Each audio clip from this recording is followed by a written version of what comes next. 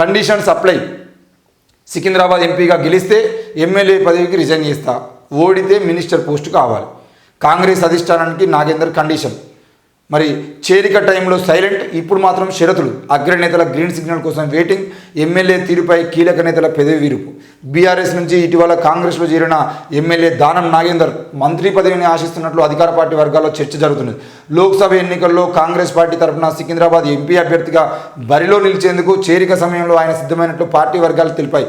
కానీ ప్రస్తుతం మంత్రి పదవి విషయాన్ని ఆయన తెరపైకి తెచ్చినట్లు టాక్. ఎంపీగా గెలిస్తే నా ఎమ్మెల్యే సభ్యత్వానికి రాజీనామా చేస్తా, ఒకవేళ ఓడిపోతే మాత్రం నాకు మంత్రి పదవి ఇవ్వాలి అనే డిమాండ్ను అధిష్టానం ముందు ఉంచినట్లు తెలిసింది. ఇందుకే దానం నాగేందర్ కాంగ్రెస్ పార్టీలోకి వస్తా అంటే ఆ దానం నాగేందర్ ఓటర్లు ఎవరైతే ఉన్నారో, అక్కడ లోకల్ నాయకులు ఎవరైతే ఉన్నారో వాళ్ళందరూ గాంధీ భవన్ ముందు ధర్నా చేశారు. ఎందుకు?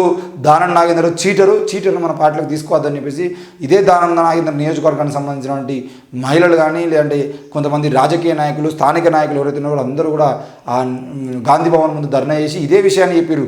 దానం నాగేందర్ అనే వ్యక్తిని నమ్మద్దు, ఆయన పెద్ద దొంగ. దానం నాగేందర్ కనుక మనం పార్టీలోకి తీసుకుంటే మనకే తూట్లు పొడుస్తున్న విషయం చెప్పిండు. ఈరోజు ఆ తూట్లు పొడిచేయడం ప్రయత్నం అయితే చేస్తున్నాడు.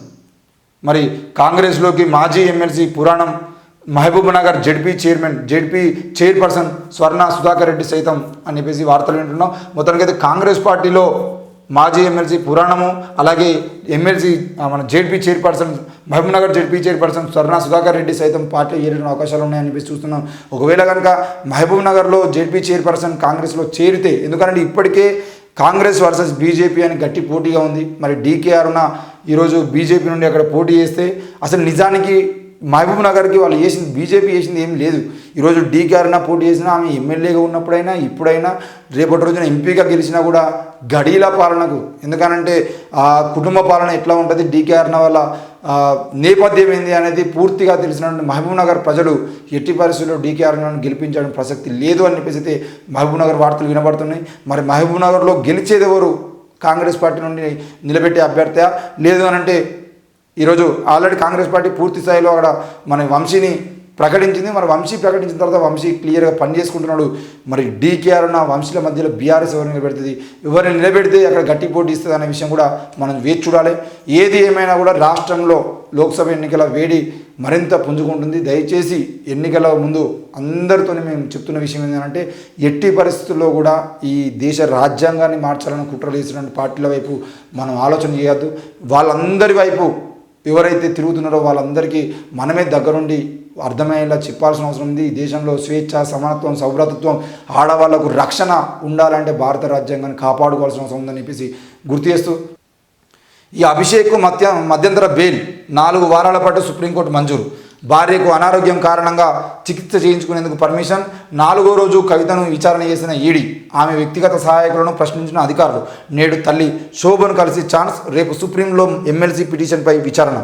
Delhi liquor scam money laundering కేసులో జైలులో ఉన్న బోయిన్పల్లి అభిషేక్కు సుప్రీంకోర్టు 4 వారాల మధ్యంతర బెయిల్ మంజూరు చేసింది. ఆయన భార్య అనారోగ్యంతో ఉండడంతో ఆమెకు చికిత్స చేయించడం కోసం బుధవారం బెయిల్ ఇచ్చింది.